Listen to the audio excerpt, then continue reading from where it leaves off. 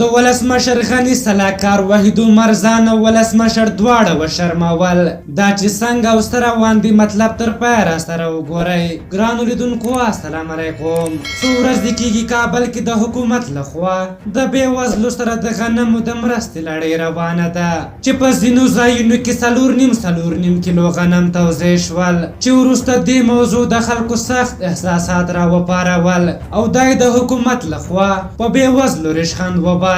خو د ولسمشر غني سلاکار وحید عمر په خپله په پارلمان کې وویل چې موږ خلکو ته 4.5 کیلو غنم ازمایښتي ورکړل. و د خدای بنده دا خو غنم دی، څه واکسین خو نه ده، دا خو د خلکو په بېوزلۍ ریشخند وهل دي. په هر حال په افغانستان کې په دې حالاتو کې هم پیسې، مرستې او ډېر څه پټېدل او دا غلا د دې چارواکو عادت ګرځېدلې. خو خلک دومره نه پسې ګرځېدل او که ګرځېدلې هم وایي کومه ګټه یې نه کوله. خو په دې وبا کې چې ټوله نړۍ پرې ککړه ده، کاروبارونه په ټپه ولاړ دي او د ډېرو هېوادونو حتی روغتیایي سیسټمونه په ټپه ودرېدل.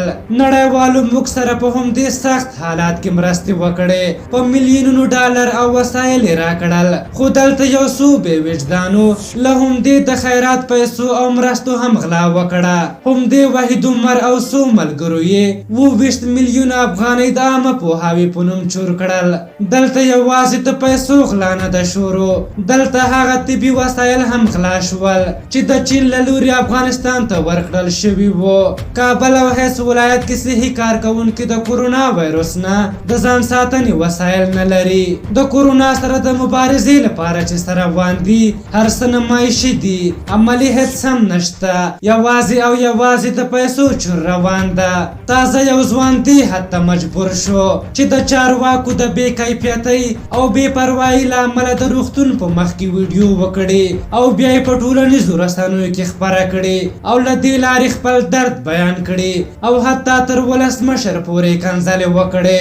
دغه ځوان وایي د کورنۍ 3 غړي د کورونا له امله شهیدان شوي دي. د پاتې کورنۍ 14 ورځې کېږي چې د معایناتو نتیجه یې ورکه ده او مکمله کورنۍ د مرګ په لورې روانه ده. نو چې په کابل کې دا حال روان ده، ولایتونو کې په خپله قیاس وکړئ چې څه حال به وي. ولسمشره له تا چې داسې بې وجدانه او غله خلک راټول وي، بل هیڅ دښمن ته ضرورت نه لرې.